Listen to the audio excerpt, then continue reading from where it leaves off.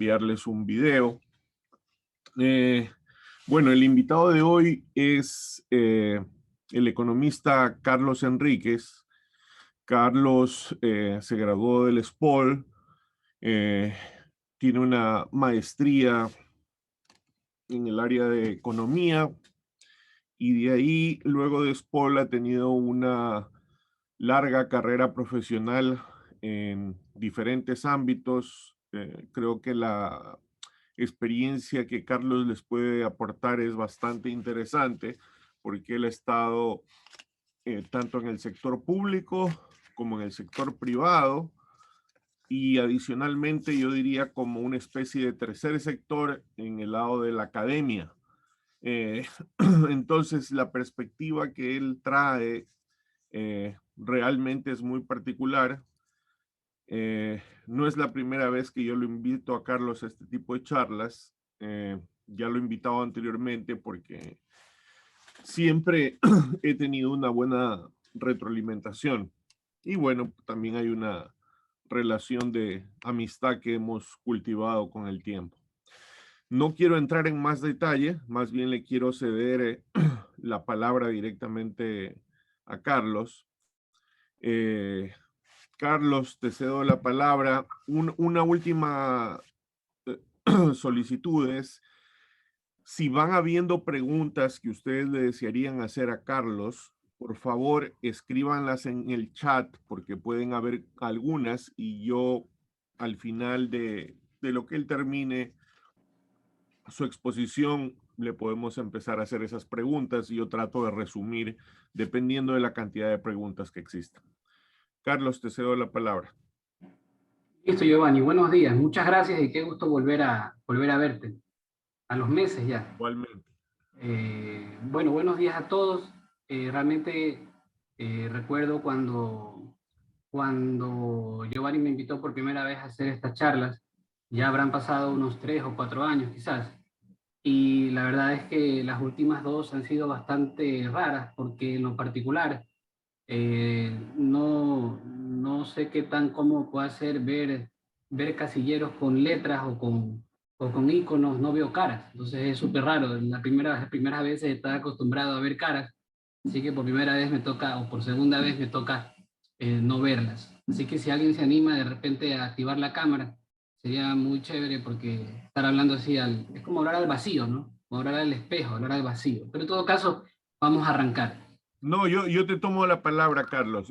Sí les agradecería a los que puedan encender la cámara de que lo hagan, en realidad.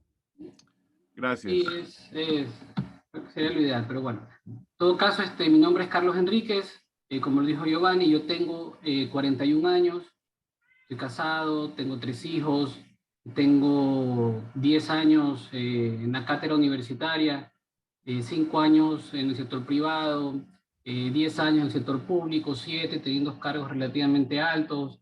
Realmente hay algunas cosas que quiero comentarles, pero voy a empezar desde el inicio, ¿no?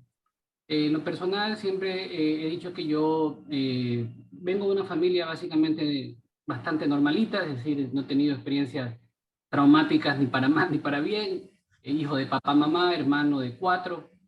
La verdad es que tuve una juventud bastante cómoda hasta que llegó el momento de escoger una carrera universitaria y es donde me enfrenté al primer desafío complejo, tomar una decisión que iba a ser importante en mi vida o en mi futuro y honestamente hoy lo veo y estoy completamente seguro de que yo no estaba preparado para eso. Y entonces fui a la Universidad Católica, hice un test psicológico, recuerdo que me tomó un sábado entero, casi un sábado entero. Y después de ese test, me acuerdo cuando fui a la parte de la entrevista y el psicólogo me dijo, mire, de acuerdo a todas estas pruebas, usted tiene una habilidad matemática y también una habilidad para la economía, pero de hecho, usted podría haber sido ingeniero si hubiera sido mejor en física, pero como no es muy bueno en física, entonces le recomiendo la economía como premio consuelo. Y de hecho, le digo, siendo de la católica, que se vaya al SPOL mejor, porque aquí quizás no le vaya a ir muy bien. En el SPOL quizás usted se va a encontrar con algo que le va a gustar más. Entonces, de hecho, ¿cómo habrá sido mi vida que le hice caso? Es decir, no tenía tampoco una vocación marcada por algo y por lo tanto opté por hacer caso. Y me inscribí. Hice el pre, me fue muy bien. No sé cómo estén ahora los profesores. Recuerdo que mi profesora fue Patricia Valdivieso. Realmente tuve un muy buen pre de febrero a mayo del año 98, 1998. Mira.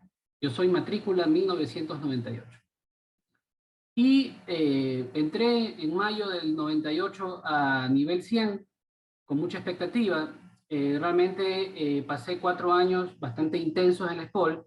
Debo confesar que los primeros 2 quizás me la tomé un poco relajado porque afortunadamente tenía buenas bases y me permitió estar un poco tranquilo, pero en los últimos 2 años la sufrí y me arrepiento de no haber tomado con seriedad los primeros 2.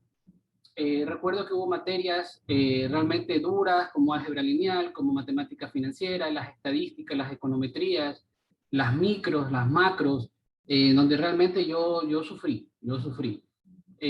Al final de la carrera, realmente la disfruté mucho, pero no porque el proceso haya sido placentero, sino más bien porque fue un alivio poder terminar invicto, poder terminar bien, poder terminar con un buen promedio.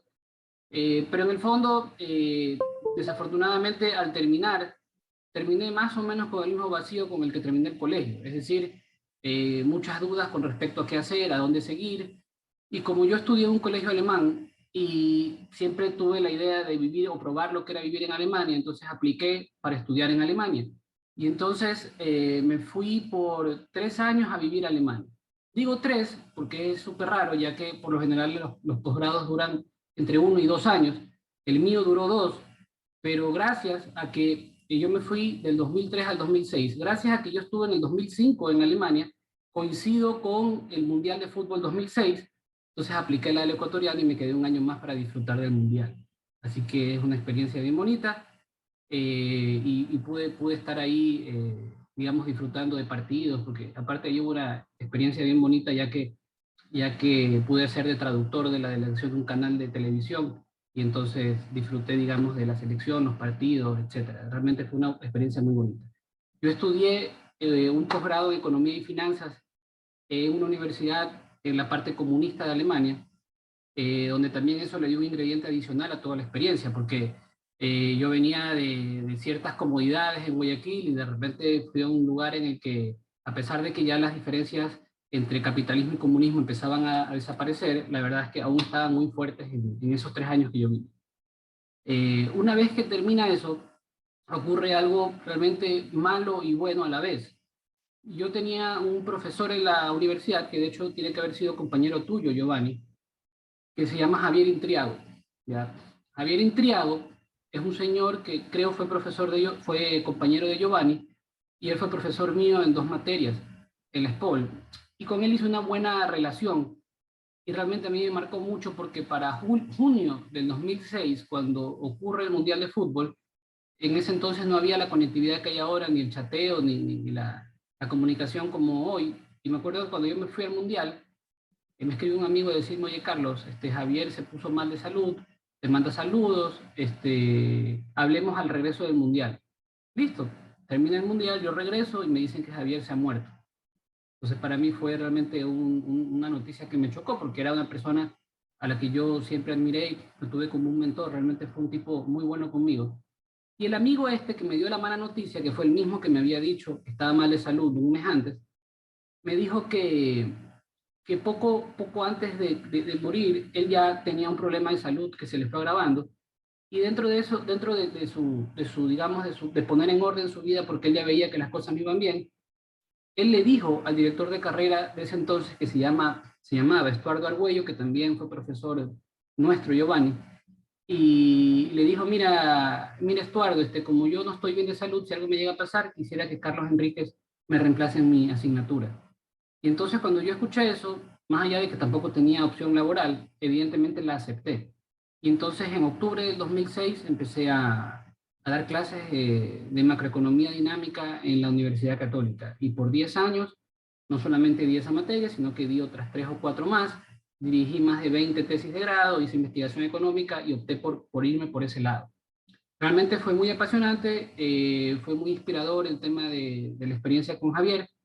Y la verdad es que pasé muy bonitos años. Tan bonitos habrán sido que conocí a mi esposa.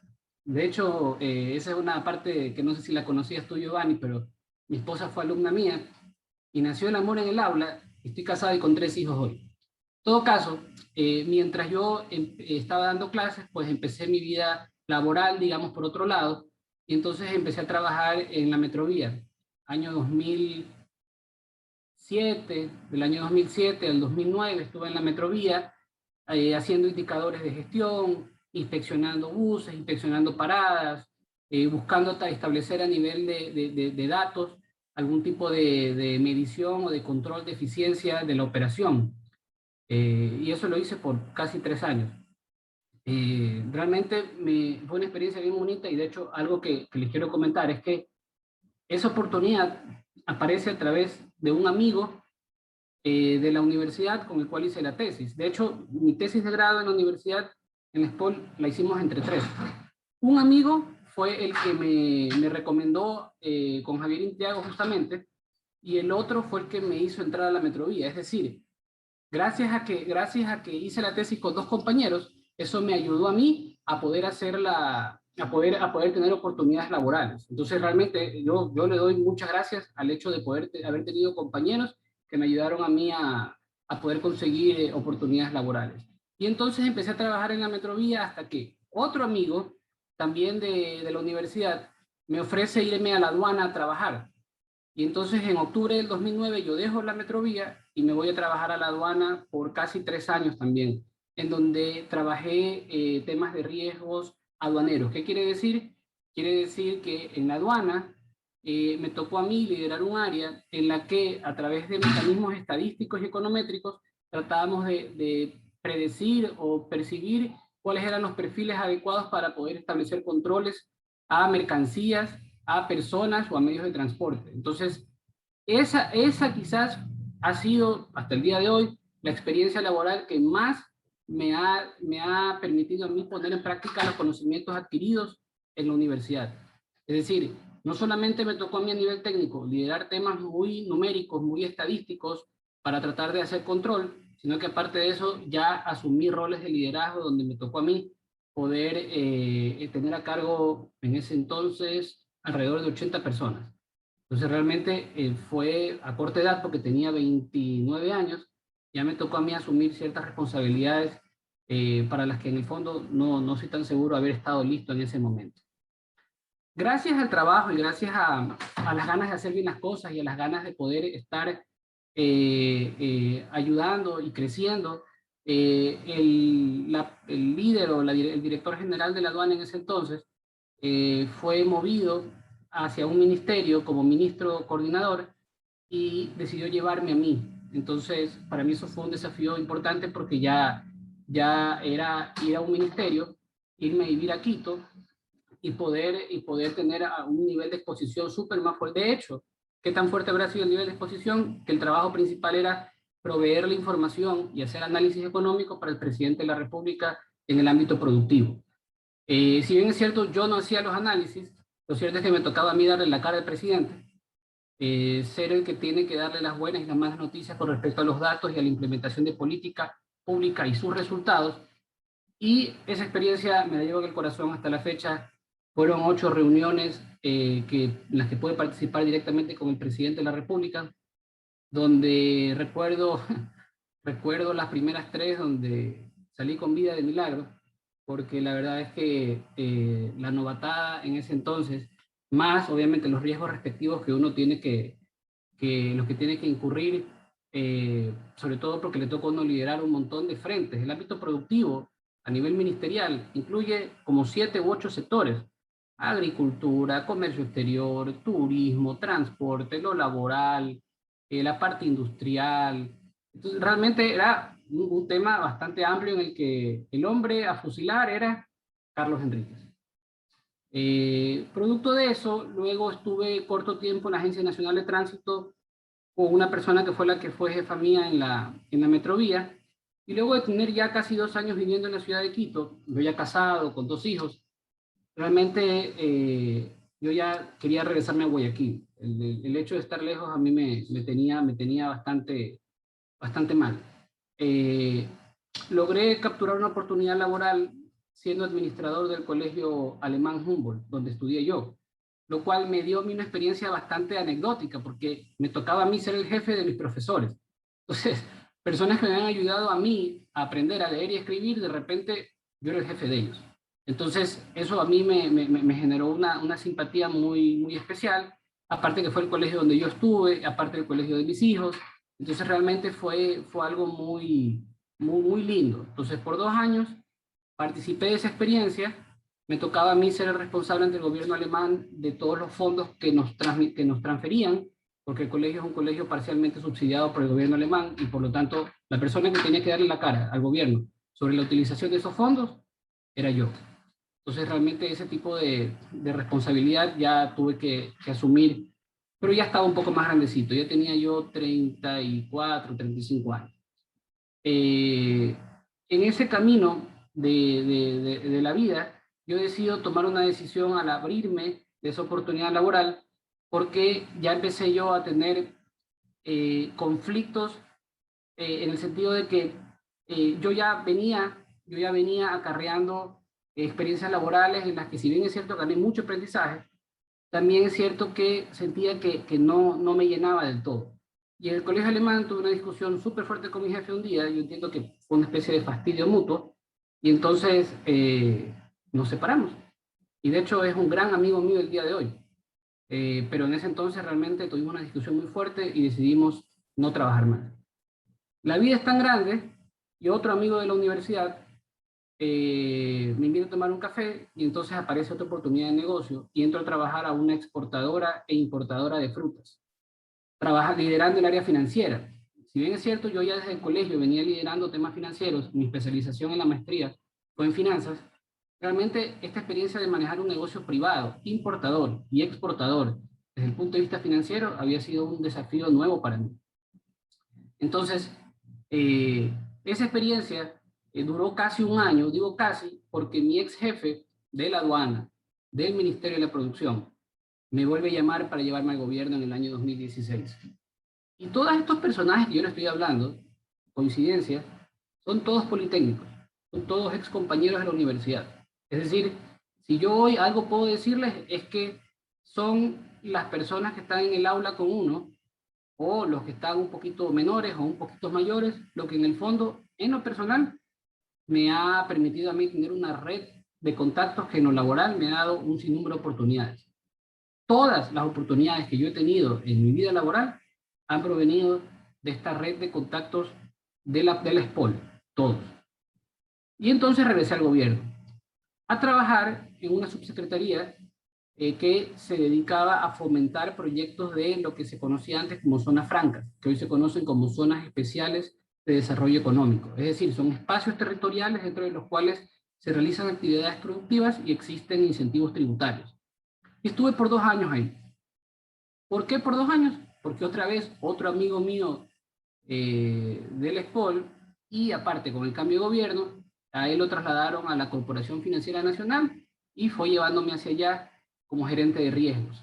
Entonces, como yo ya venía manejando riesgos en la aduana, le hacía sentido que podía manejar riesgos desde la Corporación Financiera Nacional, que es otra experiencia completamente diferente al tratarse de un banco. Entonces, bueno, quizás dentro de la experiencia como economista, de repente era quizás la cereza en el pastel, es decir, entrar en banca y poder conocer un poco el mundo de la banca, que yo hubiese pensado que era un mundo más o menos parecido al que yo había participado anteriormente, pero me equivoqué. Realmente la banca es un mundo que maneja un lenguaje, una estructura, de un nivel tecnológico y procedimentación completamente diferente. Entonces, realmente para mí al menos, esa fue una experiencia bastante enriquecedora, poder liderar un área de riesgos de un banco.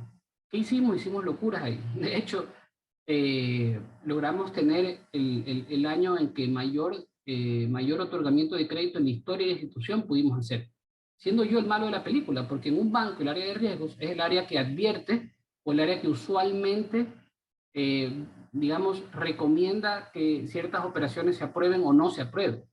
Entonces, a pesar de poner ese tapón o esa revisión o digamos, este hostigamiento dentro de las operaciones, logramos tener un número récord de operaciones. Cuando yo estoy trabajando en esa institución, empiezan a pasar cosas en mi vida en donde yo empiezo a cuestionarme algunos temas. El primero es que por la crisis del gobierno y por la situación austera del gobierno, en menos de un año sufrí 3 ajustes salariales hacia abajo. Yo ya en ese entonces tenía mi tercera hija, casado con 3 hijos, y que en menos de un año me hagan 3 disminuciones salariales, pero brutales. Y yo entiendo que al final en el agregado fue más del 30%. Entonces realmente yo en la Corporación Financiera Nacional, yo ya empecé a sentirme bastante incómodo con respecto a esa disminución. Y a mi amigo, que era mi jefe y que sigue siendo mi amigo, yo le dije, mira, esto no tiene mucho futuro para mí, yo tengo que abrir frentes, yo no puedo seguir así porque financieramente no estoy cómodo y financieramente no alcanzo a cubrir lo mío. Entonces, pasaron 2, 3 meses y entonces en marzo de 2019 decido independizarme. Pero como el mundo es así y a veces yo creo que las cosas pasan porque tienen que pasar, cuando yo tomo la decisión de salir de la Corporación Financiera Nacional, un ex compañero de trabajo decide, o no decide, me propone y me dice, mira Carlitos, hay esta oferta laboral en Samsung, ¿te interesa? Yo ya había puesto mi renuncia.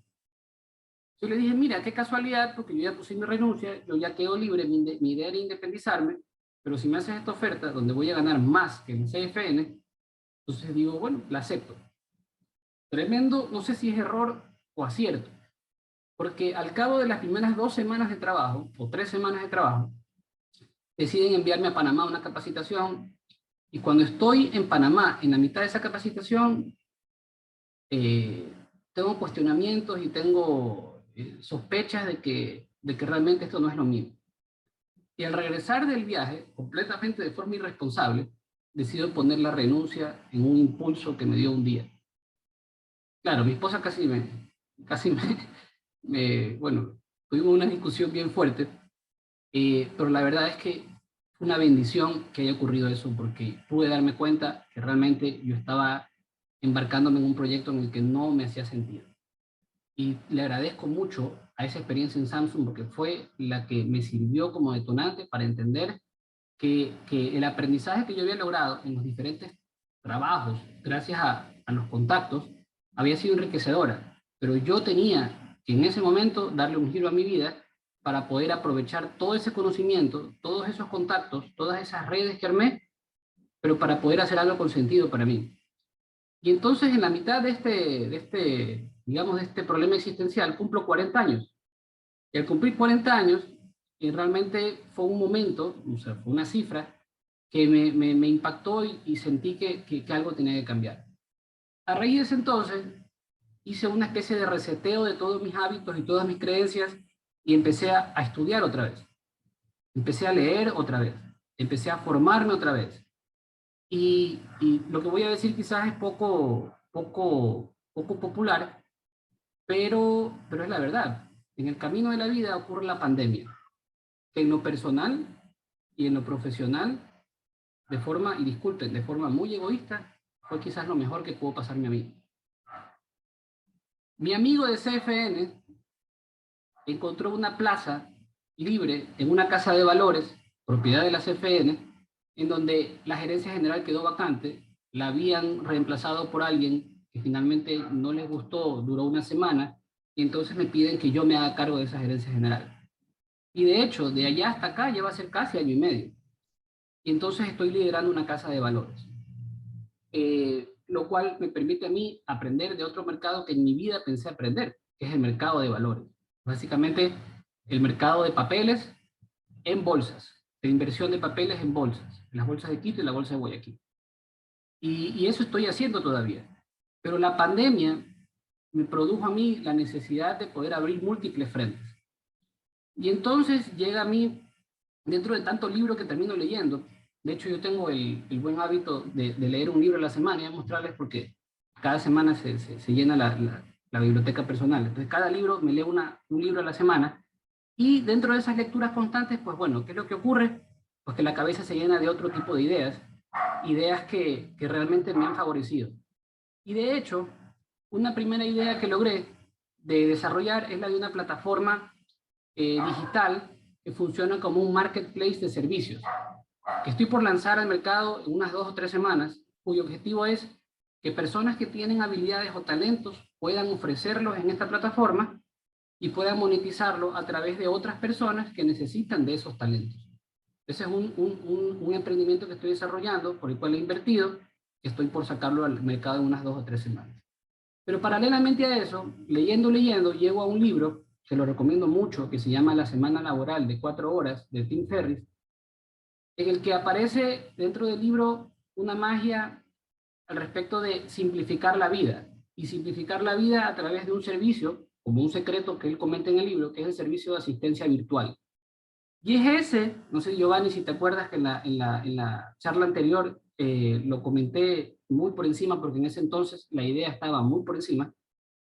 Y entonces ocurrió que una charla similar a la de hoy, todavía tengo la fecha, Giovanni, fue el 31 de octubre del año pasado. Ese día yo di una charla y yo les comenté a los compañeros que estuvieron en esa charla que si les gustaba o estaban interesados en dar valor o dar servicio a través de capacidades que van a ir adquiriendo para poder hacer algo de dinero, que por favor se contacten conmigo. Y a raíz de eso, esta parte de la historia tal vez no la conoces, Giovanni, el lunes 16 de noviembre me bombardearon 125 chicos. 125 chicos, yo en mi WhatsApp no tengo más de 3 chats en simultáneo al mismo tiempo, no me gusta porque siento que me hace ruido. Yo me desperté ese lunes 125 y entonces empecé a armar un proyecto que no existía. En el mes de diciembre lancé un plan piloto para poder probar el servicio de forma gratuita. Di servicio a 70 personas de mis contactos. De esos 70, alrededor de 20 les encantó, alrededor de 50 ni se dieron cuenta de qué se trataba esto. Entonces empecé a armar un equipo con chicos estudiantes del SPOL. Hoy, después de hacer 70, en el camino se fueron retirando algunos. Hoy estoy con 40. Estoy con 40 estudiantes universitarios, con una empresa constituida. Ya estoy en redes, ya tengo una plataforma, ya estoy dando servicios. Tengo una empresa a través de la cual chicos universitarios dan servicio de asistencia virtual, es decir, se convierten en asistentes que dan servicio o dan valor a otras personas remotamente. ¿Qué servicios dan? Manejo de agenda, manejo de redes, citas, gestiones, trámites, eventos. A nivel laboral también tabulan, tipean, investigan, transcriben. Estamos dando servicio a consultoras, a estudios jurídicos, estamos dando servicio a emprendimientos también, porque los emprendimientos suelen no tener recursos al inicio como para poder tener ni siquiera un asistente o una secretaria, y entonces nos piden ayuda. Estoy dando ahora servicio, estoy pronto cerrando una negociación con un call center. Entonces ya tenemos una empresa que tiene mes y medio operando, tiene clientes, y lo que estamos haciendo es que estudiantes politécnicos de nivel 200, me parece, están dando servicio a otros, y a través de eso reciben una remuneración a cambio. Y yo ya estoy en redes, de hecho, publicidad, disculpen, si ustedes buscan en Instagram o en Facebook o en LinkedIn, porfa.es, mi empresa se llama Porfa, porfa.es, ustedes van a encontrar ahí lo que les estoy comentando. Entonces, realmente, el cumplir 40 años a mí me generó este tipo de cuestionamientos que me ha hecho desarrollar ya hoy 2 emprendimientos digitales, liderar una casa de valores y dar asesoría tributaria. Yo actualmente, gracias a lo que he hecho yo al final de la vida, es como durante 10 años de experiencia en la función pública, me ha dado la oportunidad de conocer procesos, de conocer gente, de saber cómo se hacen las cosas y quién las hace bien. Eso me ha permitido a mí generarme un conocimiento tal que gracias a la reputación que he podido lograr por estar 7 años como subsecretario de Estado en 7 instituciones, eso me ha dado una exposición tal que he podido aprovechar para poder dar asesoría en incentivos tributarios, en temas aduaneros, en temas de procesos, es decir, en trámites públicos. Hay trámites públicos que yo conozco, para los cuales yo conozco gente experta que los desarrolla, y también conozco empresas que necesitan ese servicio.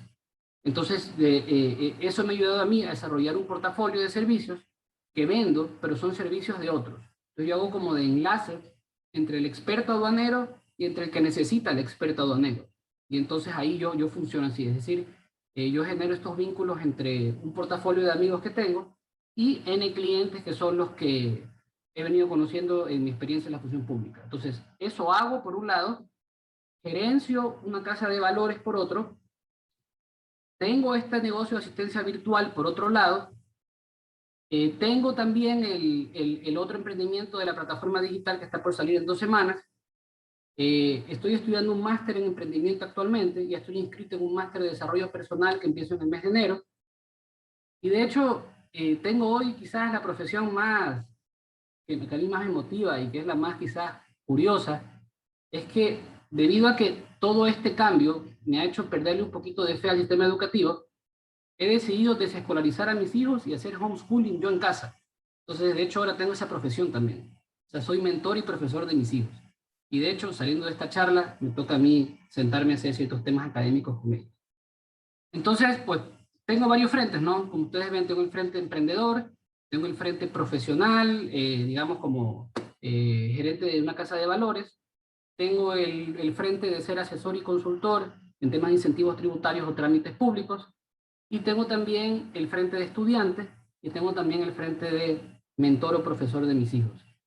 Entonces, quizás, Giovanni, he roto récord porque en las otras sesiones, a pesar de que había más que contar, creo que me iba más tiempo, pero en 30 minutos he logrado un poco resumir de forma muy escueta, pero muy, creo que didáctica, lo que he hecho yo a lo largo de los últimos, no sé, 15 años. ¿Sí? No te escucho, Giovanni. Listo. No, sí, gracias, Carlos. Siempre es interesante escuchar tu experiencia, y cada vez que te invito siempre hay cosas nuevas que ver o que discutir. Mira, voy a tomar por aquí, hay una primera pregunta, yo también luego te voy a hacer un par de preguntas más. Aquí me dicen, ¿podría explicar la experiencia de Samsung que le hizo dar un giro a su vida y que repentinamente haya renunciado? A ver, ahí pasa algo, y es algo personal que igual lo voy a lanzar. En junio del 2018, cuando yo trabajaba en la Corporación Financiera Nacional, yo detecto que mi hija menor tiene un problema, ¿ya? Y entonces la diagnostican con autismo.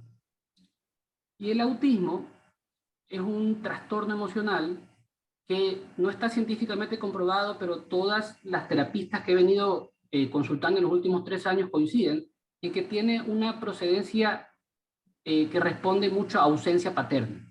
¿Qué quiere decir ausencia paterna? Quiere decir que la niña, 4 generaciones hacia arriba, padres, abuelos, bisabuelos, tatarabuelos, en algún momento por la rama paterna o rama materna existe ausencia paterna. ¿A qué me refiero? Ausencia quiere decir muerte de un padre, que el padre no está porque viaja mucho, o que el padre no está porque se separaron o se divorciaron, o que el padre no está porque inclusive estando en casa no ejerce el liderazgo paterno de formador y de educador.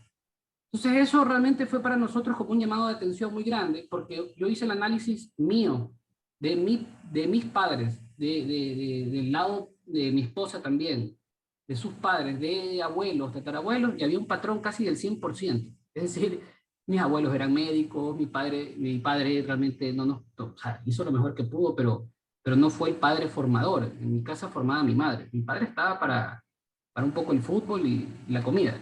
Y en el caso de mis abuelos eran médicos que viajaban toda la vida. Mi suegro vivía en Quito. Entonces, realmente había todo un tema que hizo que mi esposo y yo cuestionemos el estilo de vida que llevábamos, que era básicamente de esclavos del trabajo, y tratar de abocar una vida un poco más hacia dedicarle más tiempo, sobre todo a mi hija menor.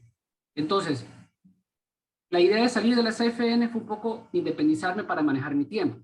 Cuando yo entro a Samsung y tengo un horario de entrada a las 8 de la mañana, y luego empiezo a ver que, que, que la hora de salida era alrededor de las 10 de la noche, entonces me di cuenta que sí, ganaba más dinero, pero no era lo que nosotros necesitábamos.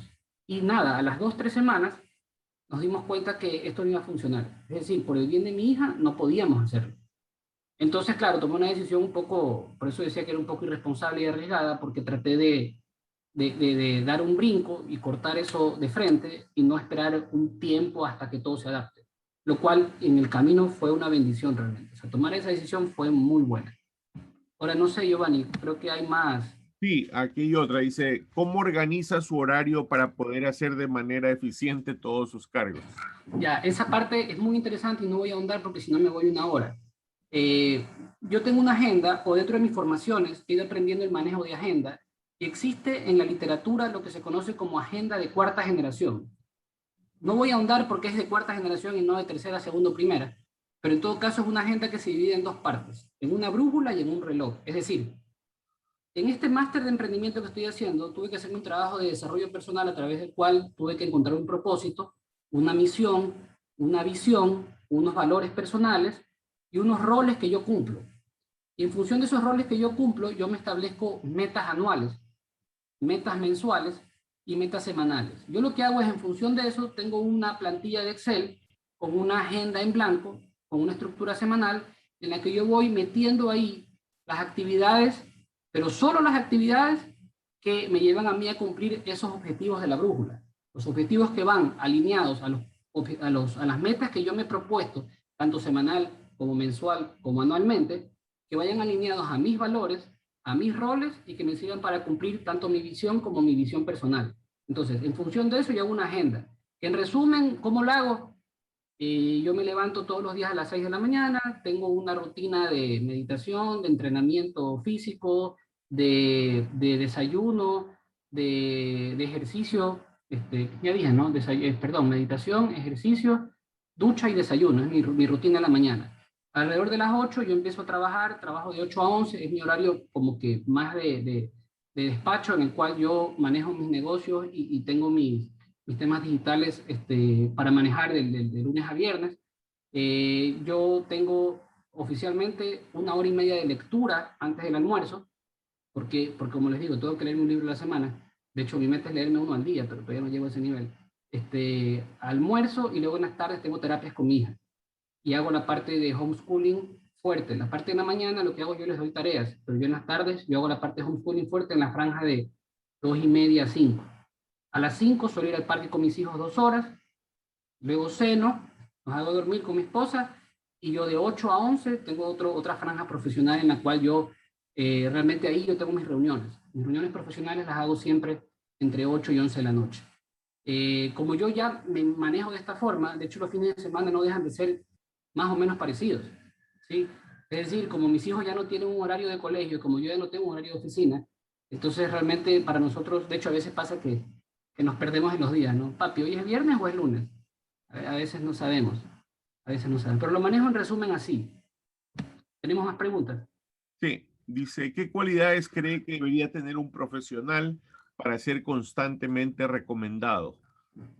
A ver, yo honestamente pienso que en el mundo de hoy, realmente la recomendación es muy importante. De hecho, más importante, si me preguntan a mi opinión personal, más importante que las certificaciones y los títulos. La reputación es la que marca. De hecho, yo tengo una creencia y es que lo que el currículum vitae era en el siglo XX, hoy es la marca personal. Por lo tanto, si uno proyecta una imagen que vale la pena recomendar, entonces tiene hueco en este mercado, en este mundo. ¿Cómo hacerlo? Pues básicamente haciendo lo que uno vino a hacer, haciéndolo bien y teniendo bien claros sus valores, ¿no? Yo creo que en el fondo todos tenemos valores, que ojo, valor no es otra cosa que aquello que priorizamos más con respecto a otra cosa. Es decir, si yo valoro más la libertad con respecto a otra cosa, la libertad es un valor para mí. La transparencia, la honestidad, la sinceridad. Entonces, en tanto y cuanto uno comulgue con valores que van en ese sentido y uno lo ponga en práctica en su vida profesional, pero es que, Giovanni, es inevitable que te recomiendo. Si tú comulgas estos valores y das un servicio de calidad, porque en teoría haces lo que te gusta y haces lo que quieres, los resultados son inevitables. Por lo tanto, de hecho, yo he vivido de eso, o sea, literalmente, yo he vivido de mi nombre. O sea, eso es lo que me ha dado a mí. A veces mi esposa me dice, se ríe, me dice, oye, Carlos, pero tú realmente, ¿qué haces en el trabajo? O sea, tú tipeas, tú haces la tabla dinámica, tú... Digo, no, yo solo hablo. Entonces me dice, o sea, que a ti te pagan por hablar. Yo lo pensaba el otro día y decía, sí, me pagan por hablar. Realmente me pagan por hablar. Entonces, ¿pero por qué? Porque realmente en el camino Me han tocado tener otros roles, afortunadamente me ha ido bien, y afortunadamente la gente que conozco en el camino se acuerda. Y eso es lo que yo he tratado de aprovechar. De hecho, yo guardo muy sigilosamente mi base de datos de contactos, los teléfonos, los correos. Es decir, hay gente que tengo en mi vida con la cual siempre quiero tener contacto. De hecho, Giovanni, por eso estamos en contacto tú y yo. ¿Ya? Listo. Estoy tratando de resumir unas cuantas. Aquí dice algo interesante. Dice, ¿cuál es el valor con que más se caracteriza y por qué? La libertad. De hecho, la libertad es mi valor regente. De hecho, cuando yo hice un trabajo interno sobre los valores de mi vida, tengo 10. Pero la libertad fue el primero. ¿Por qué? Porque en el fondo, pero ojo, la libertad tiene muchas interpretaciones. En el fondo, yo soy de los que creo que todo, o sea, es paranoia mía, ¿no? Y a veces creo que todo este rollo de la vida, del estudio, del estigma, de la sociedad, yo a veces pienso que todo esto está armado. Y en el fondo creo que todos tenemos algo de esclavitud en ese sistema. De hecho, disculpen que diga esto porque es muy irónico, pero a veces creo que el propio sistema educativo en el fondo nos esclaviza, porque lo veo yo como una especie de fabriquita en la que uno entra, pasa por un proceso de 20 o 25 años o lo que sea, y al final hay un producto que sale. Pero la pregunta que yo me hago es, ¿y qué tal si ese no es el único camino que hay? ¿Qué tal y si la vida ofrece otros caminos que no están completamente acomodados y adecuados? Esto es como una autopista para mí. Entonces, la libertad, ¿por qué? Porque yo trato de cuestionarme, ¿qué tal y si el camino del sistema educativo o la fábrica esta para que nos graduemos, estudiemos y nos volvemos a graduar para luego conseguir un puesto y luego trabajar toda la vida para jubilarte y luego a ver si es que te queda vida para disfrutar lo que te pueda quedar. De hecho, en España hay un estudio que dice que la jubilación en España, al igual que en Ecuador, ocurre a los 65 años. Hay un estudio en España que dice que 1 de cada 3 no llega a los 65. Entonces, imagínate ese tercio de la población que aspiró a un ideal de llegar hasta allá para ver si ahí era libre. ¿Para qué? Nadie sabe. Pero en todo caso, 1 de cada 3 no lo llegaba. Entonces, ¿qué tal y si nos cuestionamos de que por ahí ese camino no es el único? ¿Qué tal si la libertad se encuentra fuera de eso? Entonces, si me preguntas a mí, ese es, digamos, mi cuestionamiento y mi valor regente, mi valor principal. Aquí hay otra pregunta que es muy válida. Dice que si no te ha afectado en tu currículum en que hayas renunciado a diferentes trabajos. A ver, y ojo, y lo hacen chicos jóvenes. Y la verdad es que yo ahí tengo un cuestionamiento. Y lo digo sinceramente de todo corazón, y yo sé que esto quizás en el Ecuador todavía no se lo siente mucho porque en algunas cosas no estamos tan avanzados. Pero les puedo asegurar que el día de hoy el currículum vitae ya murió Giovanni. O sea, de hecho, sí es verdad, hay ciertos trabajos que te lo piden, pero porque desafortunadamente la visión de avanzada en muchas situaciones no existe. Pero lo que, como les dije hace minutos atrás, lo que en el siglo XX se conocía como currículum vitae, hoy se conoce como marca personal. ¿Y qué es la marca personal? Es básicamente el qué problema solucionas tú y a quién, cómo. Y en función de eso, cómo te proyectas tú. Todos tenemos una marca. Entre ustedes hay marcas. De hecho, entre ustedes los que se conocen sabrán que el uno es el aplicado, que el otro es el copión, que el otro es el farrero, que el otro es el galán, que el otro es el nerd, que el otro es el que es pilas pero no le gusta. O sea, todos de alguna forma proyectan algo. Y hoy, en el siglo XX, no va de qué título tengo yo, no va de qué, ¿y qué haces tú? Yo soy economista. No, no, aquí el problema es qué problema solucionas tú. Ah, yo ayudo a estudiantes a que tengan una fuente de ingreso. Ah, ok, solucionas un problema. Entonces, hoy en día, más va por ahí. Pero igual, digamos que te pones a pensar en el currículum, lo cual para mí, honestamente, hoy no tiene sentido.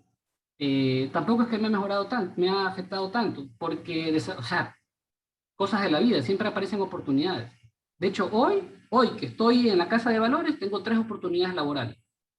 ¿Pero por qué? Porque la gente, de alguna forma, que me va conociendo en el camino, sabe que si bien es cierto brinco de un lado a otro, pero lo hago con un fin, con el fin de aprendizaje y de ganar redes. Pero si en el camino puedo aportar en algo, de hecho este gobierno me ofreció un cargo, pero no lo pude aceptar, porque realmente no va alineado con lo mío. Ya, yo honestamente no creo mucho en el currículum, pero sé que a ustedes se los van a pedir en algún momento Mi invitación es a que tratar de pensar de forma diferente, ¿no? Otra de las preguntas dice, ¿cuál cree que es una de las diferencias más relevantes entre el sector público y el sector privado? Varias. El sector público tiene un enfoque de servicio, ¿sí? Pero de servicio público como tal. El privado va más que todo con fin de lucro, ¿ya? Entonces, cuando uno está en los dos roles, en los dos lugares, tiene que tener chips diferentes. El chip del sector público es siempre servicio casi que vocacional. En el sector privado también va la vocación de servicio para dar valor, pero también con fin de lucro. Entonces, realmente ahí hay dos mecánicas diferentes. Pero adicionalmente a eso, en el Ecuador al menos el sector público suele ser más trabado, suele ser más lento, suele ser más estructurado, suele ser tiene una estructura más sólida y más pesada. El sector privado suele ser más flexible, suele ser más, se acomoda más a la situación, tiene mayor velocidad de reacción.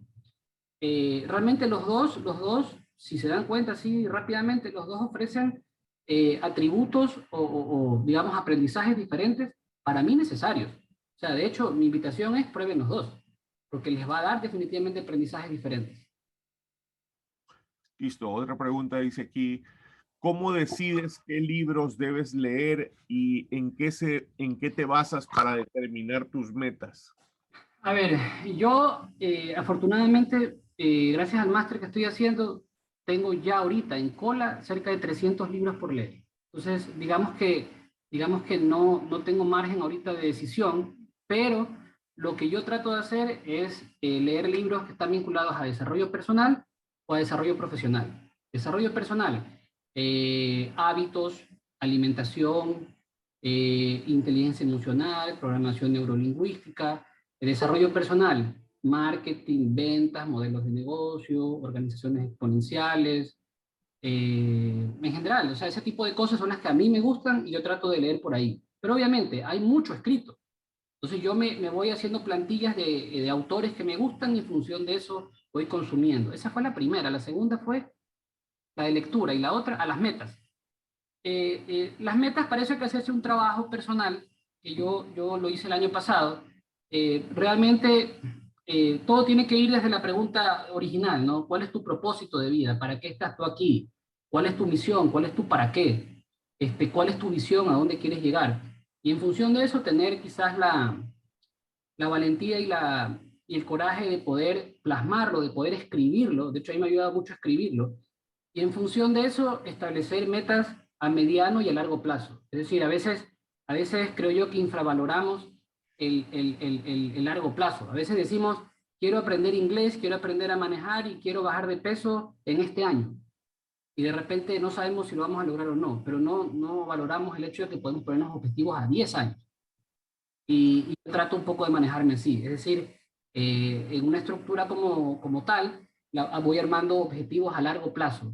En mi propósito, mi visión, mis valores, y ahí establezco yo las metas que yo quiero en todos los ámbitos. De hecho, por lo general se dice que cada ser humano tiene al menos estos cuatro: el físico, el intelectual, el social y el espiritual. Entonces, en estos cuatro ámbitos, al menos trato yo de establecerme metas.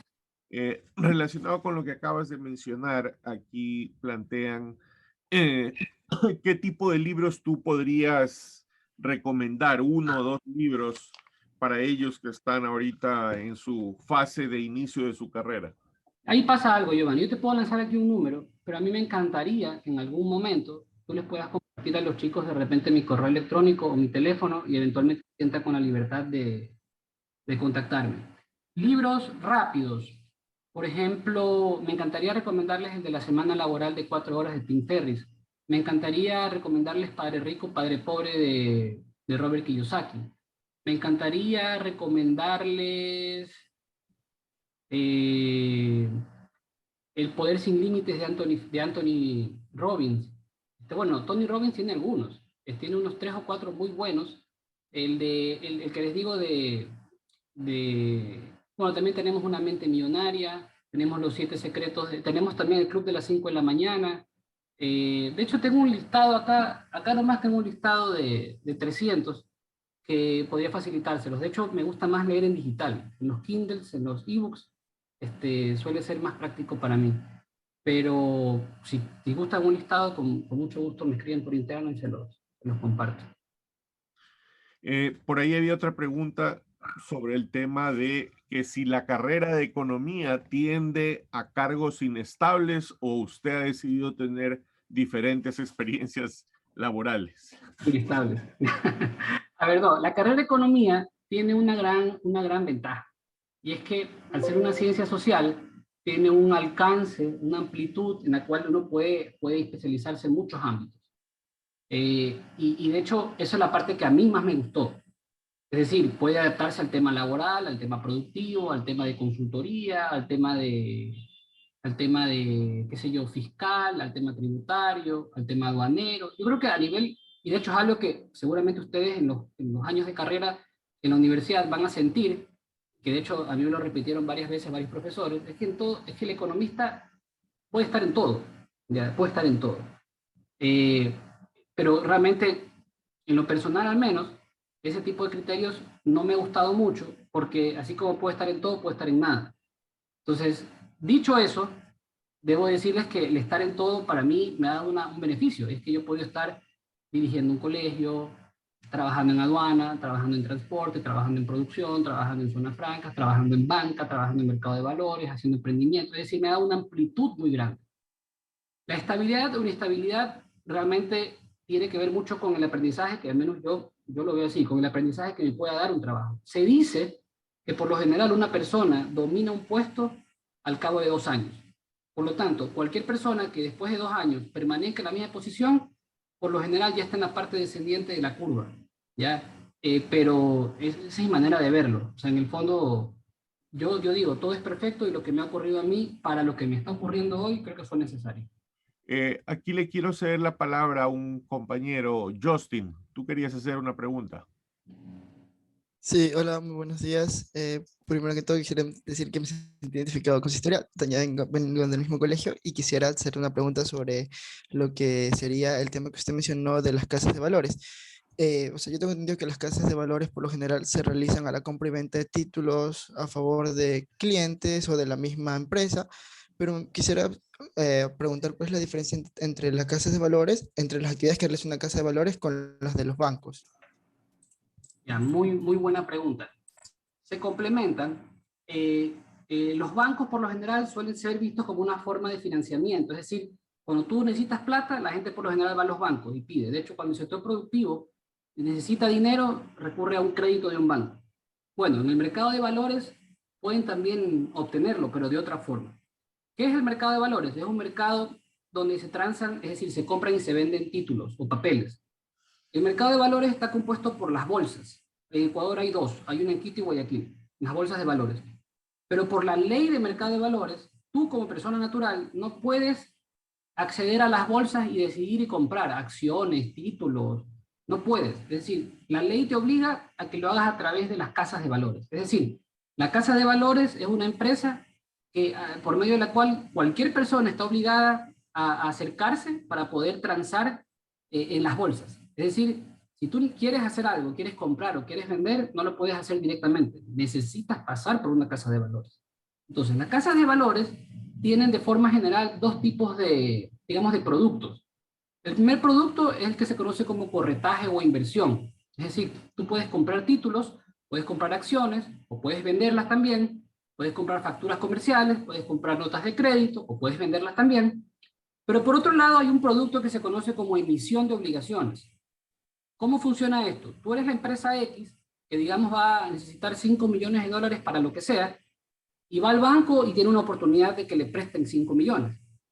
El mercado de valores te puede dar esa oportunidad a través de la emisión de títulos con los cuales yo te ayudo como casa de valores y salimos al mercado vendiendo títulos tuyos valorados en total en 5 millones. En el momento que yo los vendo, esos 5 millones entran a ti y tú estás obligado a pagarles a los que compraron los papeles un cupón que puede ser trimestral, semestral, lo que sea, mensual. Entonces, ¿qué quiere decir? Que en el fondo ellos te dan a ti los 5 millones, ¿sí? Y tú les devuelves eso en un plazo de 3, 4 años, más un cupón. Es decir, es una forma alternativa de financiamiento que usualmente no es explorada o explotada por el sector productivo. De hecho, en mi experiencia, cada vez que yo toco la puerta de alguien y le hago esta explicación que te acabo de hacer, todo el mundo me dice, oye, chévere, y dame más información, quiero meterme, me parece interesante. De hecho, a nivel de inversión, esto te lo dejo ahí como cuña publicitaria, a nivel de inversión, cuando tú vas a un banco y decides invertir tus ahorros en una póliza anual, con suerte te da un 3%. El mercado de valores con los diferentes instrumentos te puede dar entre el doble y el triple en promedio. Entonces, realmente, lo menos inteligente que tú podrías hacer con tu dinero es depositarle una póliza en un banco. Confirmo, dice acá. En cambio, si tú vas al mercado de valores, asumiendo un poco más de riesgo, bajo los diferentes instrumentos que pueden haber, porque van cambiando en el tiempo, podrías tener rendimientos del doble o el triple. No sé si con eso te aclaré o si necesitas... No, Mira, sí, muchas gracias. gracias, Justin. Una última pregunta que creo que es importante, Carlos. Es en relación a las competencias o habilidades que a tu criterio han sido claves en tu desarrollo profesional. ¿Qué tipo de habilidades o competencias crees que un economista debe de tener? Ya, a ver, el economista como tal termina siendo un profesional que adquiere conocimiento. Ya, yo más bien creo que no ha sido el conocimiento el que me ha nutrido y me ha permitido a mí tener la experiencia que yo tengo. De hecho, en cada trabajo que yo he ingresado o en cada proyecto que yo he ingresado, siempre he sido el más ignorante. Cuando el primer día me voy a la CFN, me voy a la Casa de Valores, me voy donde sea, siempre el primer día yo soy el que menos sabe. Y sinceramente, estar desde esa posición creo que me ha dado a mí muchas ventajas.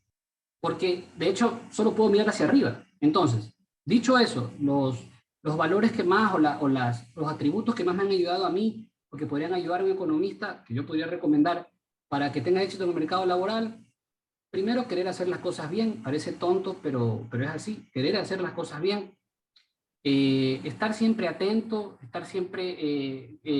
yo creo que en el fondo tenemos que estar siempre observando cómo poder tratar de alrededor nuestro potenciar a la gente que está por ahí, porque yo al menos solo nunca pude hacer nada.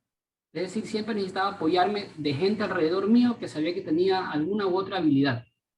Entonces, el networking para mí es fundamental. Es decir, estar solo en la vida, yo no hubiera podido lograr nada. De hecho, los proyectos que voy emprendiendo son con personas que he conocido en mi vida laboral.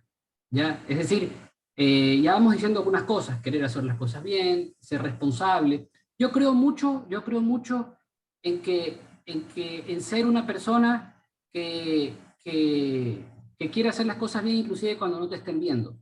¿Ya? Es decir, cuando uno, y de hecho yo lo he podido ver como jefe, cuando yo veo gente que hace las cosas bien o que busca hacer las cosas bien, inclusive cuando no lo están viendo, esa gente por lo menos a mí me gusta rescatarla. Entonces el que es bueno en lo poco es bueno en lo mucho. Al menos yo lo veo así. Entonces, el networking, querer hacer las cosas bien, ser responsable y hacer y trabajar, digamos, a conciencia, te vean o no te vean. Yo creo que en el fondo siempre hay alguien que te ve. Y de hecho, en mi experiencia es así, siempre hay alguien que te ve. Entonces uno debe trabajar más o menos como si te estuvieran viendo todo el tiempo, qué sé yo. Y siempre hay alguien que te ve. Entonces yo creo que el crecimiento que he podido tener yo se ha dado porque hay personas que han visto. Y en el camino, de hecho, en el camino de la vida, afortunadamente he tenido testimonios favorables de personas. Entonces realmente el hecho de durar mucho o durar poco, el hecho de migrar en varios sectores, de que básicamente cambio de trabajo cada año en promedio, realmente para mí no ha sido un perjuicio, de hecho ha sido una ventaja para mí, porque conozco mucha más gente, conozco muchos más procesos, y no existe un solo trabajo, y eso se lo digo de todo corazón, no existe un solo trabajo en que yo haya quedado mal. Inclusive en Samsung, ¿ya? Inclusive en Samsung. ¿Por qué razón? Porque en el fondo, primero fui sincero, fui honesto, fui transparente y estaba dentro de mi periodo de prueba, así que no pasó nada. Ya, y en los otros trabajos, así, de hecho, de ahí el trabajo que menos duré creo que fue en la frutera, en el que de hecho no solamente soy cliente asiduo, soy amigo personal del dueño, sino que estamos viendo si hacemos negocios también. O sea, es decir, duré 8 meses y en el fondo tengo una relación brutal. De hecho, en el colegio alemán, cuando salí, con el presidente tuve una bronca muy grande. Es mi amigo personal, nos vemos todas las semanas. Es quizás la mejor relación que puedo tener yo con alguna persona. Entonces, eso me ha ayudado a mí en el camino a abrir puertas, ¿sí? Abrir puertas. Ahora, no sé, Giovanni, aquí yo nunca he visto tantas preguntas. La verdad es que, Ajá. entonces no, Mira, no sé si hemos respondido todo. quiero respetar también tu tiempo. Creo que un poco en resumen hemos recabado la gran mayoría. Tal vez quedarán por ahí algunas. Este, algunas ya son más de carácter personal, diría Oye, yo. pero Giovanni, Ajá, la verdad es que yo lo tomo como un piropo, la verdad. sí. En algunos casos sí, en serio. Sabes que me he sorprendido porque lo hemos hecho antes varias veces, ¿no? Sí, pero no ha habido Wow. tantas preguntas.